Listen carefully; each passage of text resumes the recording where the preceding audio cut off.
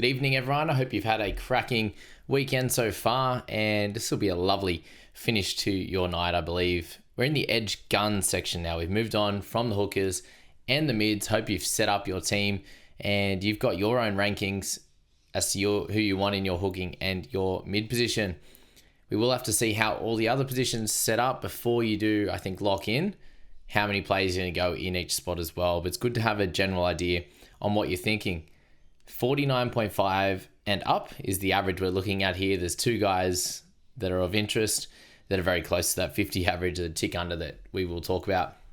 And all the dual position guys that are edge and mid, I did speak about them in the mid position. If they are an edge player though, I'm likely to actually talk about them here. And there are a couple of edge/centers. So I will talk about Dylan Lucas in this video and Bo Fermor. So wait around for that one. And if you are someone that would like timestamps, fairly busy, so hard to add that extra time to get them in. But I am going from top price player to the lowest price, and the lowest average here is 49.5. So just scroll through if that's how you want to go about it. But it is worth learning as much as you can on all these players at the beginning of the year, so the rest of the year becomes easier. David Fafita is our first guy on the list. He does have a buy in round one. 58.8 is the average at 780k. So he's an interesting guy because he's been a 60 plus guy in recent history, and it was a weird year for him. He had 4 interchange games last year, although in one of them he did hit a 91, which is pretty wild. But for the season, he had a 72.5 minute average, which is a little bit down on previous. The question is, does that minutes average go up? Does he play better, for one, given he just played really poorly in the back end of the year? So if we're looking at that little section in the back end, if you do want to look on footystatistics.com there, you'll see that he just fell off a cliff and the minutes dropped and his PPM was terrible too. It just wasn't happening for him. He had a 63.5 average in 2023. So if he was to get back to that, it'd be a 5 increase. But he did have 52.4 average in 70.5 minutes the year before. So is 58.8 his kind of new normal? He'll definitely have stretches of 60 plus and 65 and 70 and all these crazy games because it is David Fafita. But he's very, very difficult to start with round one. So I think he's just one that you need to have a look at. If he happens to start playing well, is he a guy I want in my side? That's what you need to ask yourself. He just seems to have a few problems each year with minutes or losing favour, starting off the bench. The question is, does he go back to 60 plus or does he hang here at this price point and average? I think for David Fafita, it is a wait and see, but we do have a good confidence level at 8.5 out of 10 for him that he can do well at this price point, or at least hold that, given he was the best edge player this year at 58.8, and the consistency is about an 8 for him. It's not tremendous, but it's hard to not have a decent consistency rating at a 58.8 average. He's done this before multiple times and better. I don't think you'll regret owning him with a pretty high 3-game downside risk. Make sure you do check out the podcast, guys. It's always going to go live in the preseason before the YouTube video, so go check that out. I appreciate that. And if you'd like to leave a review, that would be absolutely amazing for me, and it's a great way to help promote the podcast, and obviously subscribing to the YouTube is the other way to help me promote the YouTube. So thanks so much for that. Angus Crichton at a 728k price point. It's pretty nice, to be fair. My initial reaction to his price, it's a little underpriced. 54.5 was the average, but we know that he started off the bench last year. So there's a little bit of interest there, and the roll reaction is beautiful. He's a beast, an 80-minute beast. The team is the worry. And I think that's probably the main reason why people aren't flocking to Angus Crichton is because of the team. I do think Crichton, though, outside of his try scoring, his general base and his running skills with getting tackle breaks and offloads is very, very high class, and that could almost be enough to save him from those team issues. But we will go through his stats now. I've got him at a 9 consistency and a 9 confidence as well. Could you regret not owning? I think there's a chance because he has had multiple weeks in a row where he's gone gangbusters. Let's have a look at him. So 54.5 is the average. Since 2016, the average is 58 in full games as an edge. So there's 3.5 points of value and the consistency over years and years of playing on the edge. And he's averaged 60 plus 3 times. Is that something that you think he can do again? That's going to be your question. 59 average last year in the same situation in those big minute games. There's 4.5 points of value on where he's at right now. The question everyone will have is, can he be as dominant in a likely non-top 4 team? A lot of those years, when you're going back all the way to 2016, he was in a team that was very, very good as well, and he was a big part of that. And he was a big part of it last year as well, with his resurgence to back to the top. And he's one of those guys that, as you've seen, there's 3 times he's gone over 60, and there's a bunch of times he's been in the mid to high 50s, which means he's done this multiple times, and he can definitely do it again. If you're personally interested in him, I don't expect him to score under his price point of 54.5, and he has potential for the big scores. 728 is not a crazy amount of cash to spend on someone that has potential for 70s, 80s, and 90s. He's super consistent. There are times, though, when he can miss some tackles, and he had the odd good game around Origin and the odd poor game as well. There aren't many players with 60 plus upside, and he did it 8 times last season, which is very, very special to be able to do that in a season. And he's very, very dominant pre-Origin. So I think he's a really fun pick, and he'll be fairly high in my gun rankings anyway for the edge position and in my edge rankings overall. He's a very, very good player. And what you want is someone that has upside with consistency. There's not many of them out there, and Crichton is one of the tops of that list. So he's a really fun pick from round 1 of NRL Fantasy. Let me know in the comments if it's something that you might climb into. I think he'll be very, very good. Hudson Young, 713k for Huddy. He's also a very interesting guy. He has some really big scores in him. He has some low scores in him as well. So the price reaction is fair. The role reaction, I think with him, it's just pick the right time. Is kind of, if you had one sentence to say about Huddy Young in fantasy, that'd be what it is. 20% upside risk in the first 3 games and 40% downside, considering that happened last year. I think Crichton has 40% upside on that first 3 games. And I don't think you'll regret not owning Hudson Young. He didn't score over 50 until round 5 last year. And then he really got into his work, which was good fun. So just looking at that, that's a very much an improved, closer to 55 average for the rest of the season. He's a try scorer, which gives him that 90s upside, which he can do, once a year, he seems to do. And he actually went 7 times over 60. It's just the rest of the games where he can go a little bit lower compared to that of Angus Crichton. 7 times over 60 is really nice. So no Origin for him is good. He's got a big runway of games straight up. They're buying like round 14, which is 15, something like that, which is awesome. He had to learn the new combos on the left all year, and he still made it work. So, if that combo is set, if it is Strange, then sweet. If it is Ethan Sanders, it might take him a little bit of time as well. But yeah, I just think he's a pretty easy selection if you just want someone that to set and forget, not worry about too much, as long as you don't stress about the fluctuations, because he could get a 35 and then he could knock out a 70 with a try, and you'll be cheering that week and crying the other week. So if you're okay with that, then Hudson Young is a really easy selection. Eli Katoa, 700k for the big boy. 52.2 was the average last year, and his role with Hughes is absolutely incredible. And he has done this before, once, last year in 2023. I don't think he has much upside for the first 3 games, given they have the bye round 2, and he has a bit of downside risk that if he started poor in round 1 and then had the bye, then you might be a bit frustrated not owning. So definitely couldn't regret owning in the first part of the season, in my opinion. And when you look at his average in 2023, it was a 51, so only 1.2 points better in 2024. And you look at his year and you're like, wow, he must have averaged near 60. He had 12 tries last year, and he still only averaged 52. So that shows his up and down nature. Very, very volatile. Personally, I see it hard for him to explode early in the first few rounds. Got there eventually.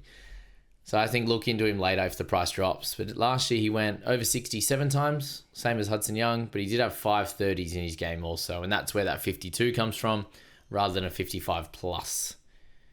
Aiken, likely out injured.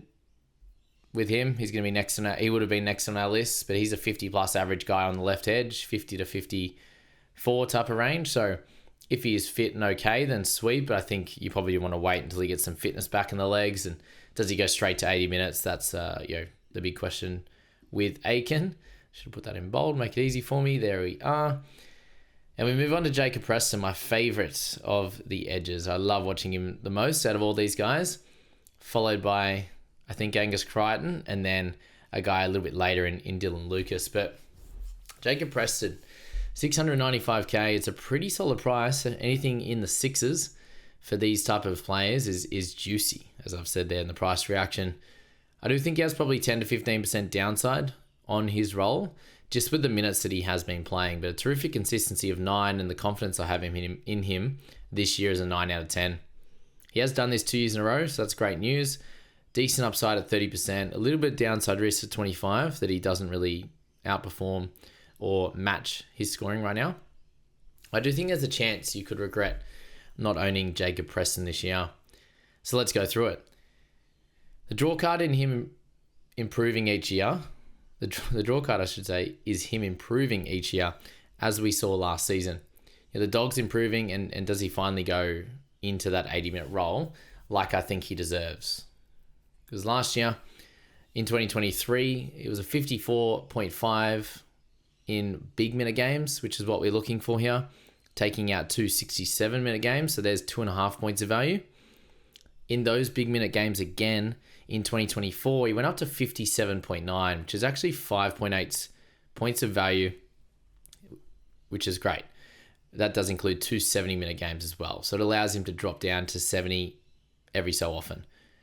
The question's going to be, is he going to get up to those big minutes, or is he going to play a similar situation to last year, where he's going to be a high 60s guys for a lot of the times, playing under 70 minutes 9 times last year, which is frustrating, and I just love watching him play. He just accumulates points like there's no tomorrow. If you keep the 60-odd minute games in, last year he still averaged 56.6. There are a couple of games he was off the bench and the like, so let's assume the role doesn't change too much. Apart from him, those interchange ones with him coming back from injury. 2023 had an injury-free season compared to this year, which if he was to go back to that type of style, then expecting a 56.6 is definitely not out of the question. With potential for him to actually get closer to the 80 minutes, then that would be great. But I think with that's 3 to 4 points of upside at a minimum there of playing 60 odd, then 80 minutes, 71 week, all that kind of stuff in this side, then potential for that growth. I think he is an easy buy if you're wanting to spend that money in this position, but it could be hard because there are a lot of other cheaper guys that you might want to fit in, and do you have the space for a top gun in someone like Jacob Preston this year? Or is it just going to be too difficult because you have to spend the money elsewhere? That's probably the big thing with Preston, and he only scored 4 tries last year as well, so that's not anything crazy compared to guys like Eli Katoa with 12. It's hard to see much upside in tries on that front. But the question is going to be, how do you fit someone like Preston in? So that's my call this year. I think he does great. 55 to 58 is kind of where I'm looking for a Jacob Preston this year, which I didn't put as my range. So I'll put my range in there. 55 to 58 is his season. Yeah, 59, why not? That sounds fun for Preston. Katoa doesn't really matter too much. Not excited about him. Let's go Crichton. For range is going to be 53 to 58 for him. I can't get too rude. 54 to 59. Surely he has to outdo Preston, doesn't he? There you go. We'll put them both the same, just to be nice. Shows how excited I am about the great man, Jacob Preston. All right, Britton Nickera, he's going to be a fun one as well. At 692, and he is every year, and I haven't owned him in the last 2 when he's had those terrific runs. He's in a great side, a great team. The price reaction is fair because he hasn't really outdone this. 52 average for 2 years in a row now, says that. And these are his 2 best seasons in NRL Fantasy. He gets there to this price point through attack, which means he's going to have to go on runs. He can't get the attack all the time, otherwise he'd average 60 plus. But there are moments where he does drop in price. So you need to jump on the right time when he is looking fire. So last year he got down to 600k twice, which compared to last year, if we're looking at the same situation here, would have been about 720. dropping down to 600, so about 120k to go back up in round 8 and in round 14. And then he did finish at 720 with like an 80 something in the last game, so it would have been even higher. He's in a gun team. The attack's going to keep coming for sure. So I think you have to jump on at the right time, and I just always seem to miss it. And a lot of the time he's not playing very good. Like you look at him like, where is he? He got like a 20 or something in 80 minutes at the start of last year, even less maybe. He had 8 scores 40 and below, and he had 12 scores 55 and above. So it shows the topsy-turvy season that you do get from Britain Nickera. And that's where the 3-game upside is a high percentage, but also the 3-game downside is 40% because he started terribly last year. Britain is just going to be one of those guys you just have to wait and grab him at the right time. Hamoli, Olakawatu. Guys, just make sure you do have, if you have any interest in joining the private group this year, all the info is in the description, and I'll talk a little bit about some of the other stuff you get at the end of the video. With Olakawatu at 672k, he's priced at the 50.3. It's a fair price for him. The roll reaction is great. He gets big minutes on that edge in a good team. Consistency is 8, confidence is 8. He has done this before. Same upside and downside as what we just saw with Nickera there at 30 and 40%. Although I probably have him as a round 1 buy, ranked slightly ahead of Britain Nickera at this point. He had a terrific beginning to last year, and that's why I'm kind of just have him ahead of Nickera as he started slow. And I am expecting more of the same with their lovely run of games to begin. I think he'll be able to score a try or two across that first 4 weeks and give him that 60 plus type of score. The first 8 games last year, he averaged 56.25, which is a really, really nice start and gets you a bit of value and some great points off the jump. He did fall away though through the mid to late season, especially after that Origin suspension from the bench. How can you get suspended from the bench? We saw it last year with Olakawatu. Do expect the volatility, and that's why he has the 3-game upside and downside risks. And that's a lot of edges. If they're scoring tries every 3 to 4 weeks, that's where the upside comes from. But then if they've got that 40 in them, which a lot of them do, if they happen to only make 28 tackles and miss 4 and only get 100 meters run, it's very, very difficult for them to go 40 plus unless they do score a try. So Olakawatu didn't look the same post Origin, but he looked absolutely spectacular beforehand. Dylan Lucas. All right, this is where we get excited. I have a love affair with this guy. I should have started with him last year and didn't. He ended up averaging 50 and doing a great job. Mixing between center, edge, tiny bit of bench, but generally he did end up on the starting side if he wasn't injured. I think he had a little hamstring issue at one point last year, which meant he was out. I was just going through some messages with a couple of people, and one of the guys I was talking to owned Lucas at the time, and I think we had a few injuries already, and then Lucas was laid out as well, so that was rough. But that's the only negative we're going to talk about Dylan, because he's a jet. Has the dual position with centre. Again, 672k, very much the same price there. I think he's slightly undervalued, and we'll go through why. There's definitely a small worry on his role.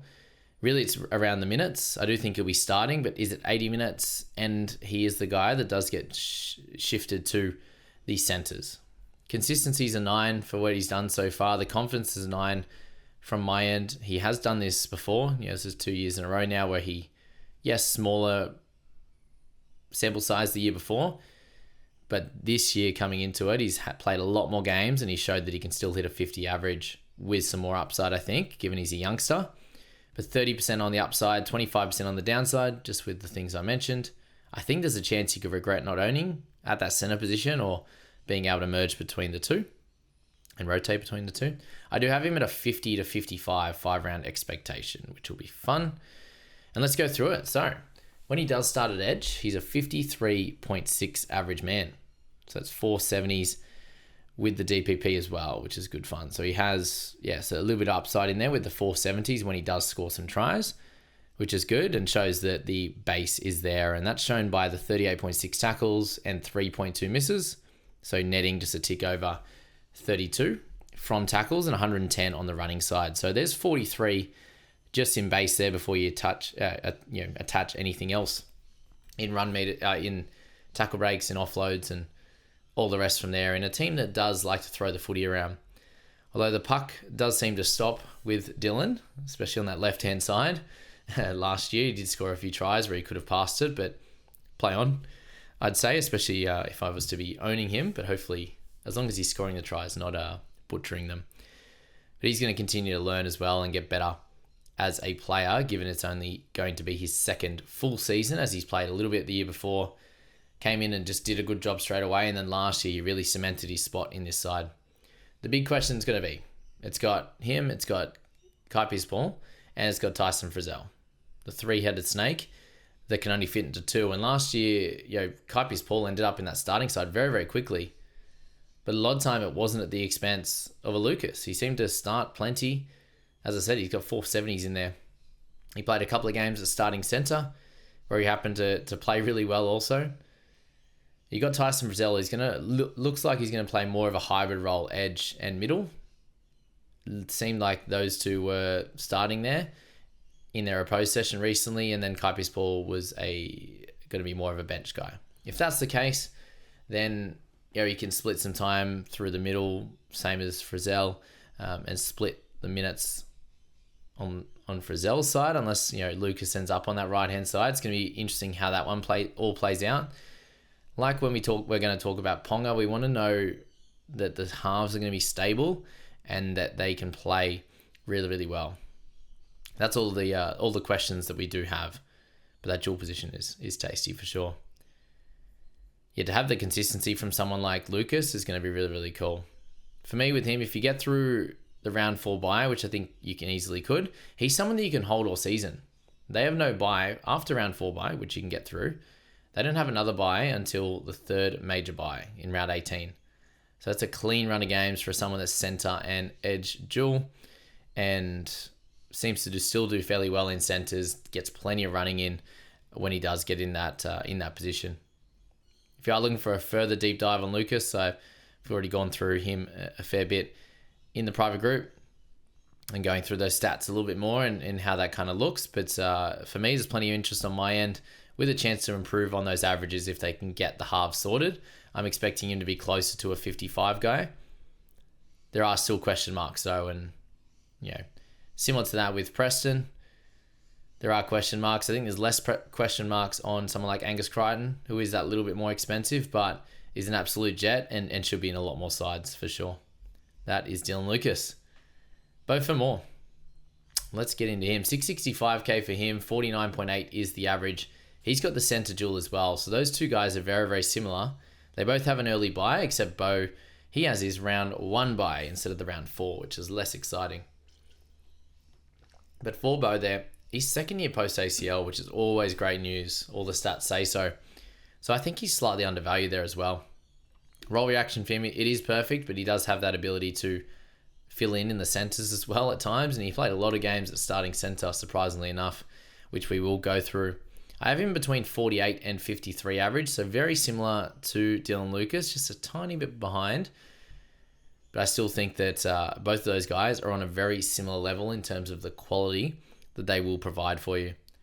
With Bo Fermor, you're not worrying about the three-headed snake of someone stealing some minutes in the second row for Bo. That is some great news for sure. With him, the change in run meters was the big key in knowing Fermor was back in business. He only went under 100 meters once since round 10, after going under 100 all but one time before. So that is a crazy stat. Yes, he played a fair few more games at centre, and that's when his running average really increased. His tackle numbers would decrease in that centre role. He had the same average of 49.8 at second row as he was at centre, so it doesn't seem to hurt him much either. Like I was talking about with Lucas. It only hurt Lucas a little bit more than it did for Bo Fermor.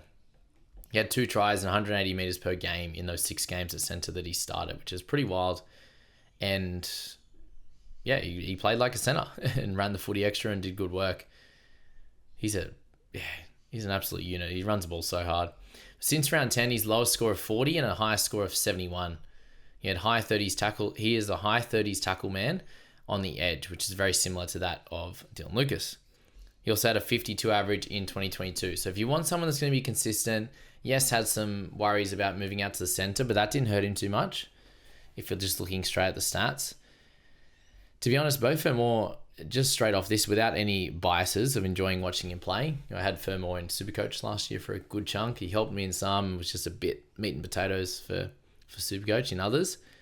He should, I suppose, just on straight facts alone here, should have a safer time of it than Lucas. But I do think Lucas has a little bit more upside, given he's got that slightly higher average. And yeah, they're both in similar teams. Like, there's not too much to separate them. They're basically at the same price, 7K. Maybe that's the difference. If you got 7K left over, you can go for Lucas. If you don't, then Bo's the play.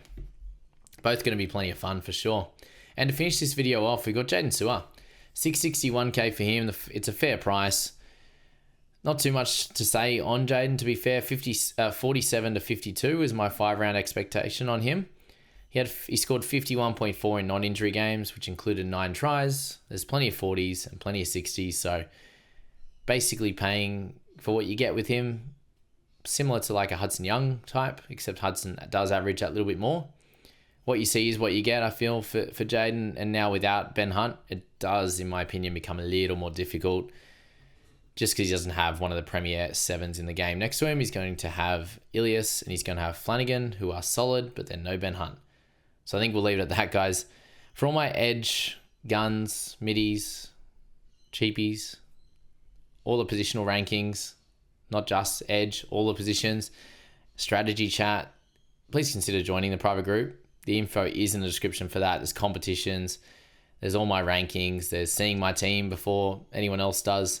The plan is to leave that exclusive to the private group, and I'll just let you guys know before Vegas, the Vegas guys that you're going to see, and show off the rest at a later date. But the info is in the description for that. And just a big thanks to all you guys for watching and listening and supporting the channel. It's been some nice growth in the preseason so far. It's ramped up crazy.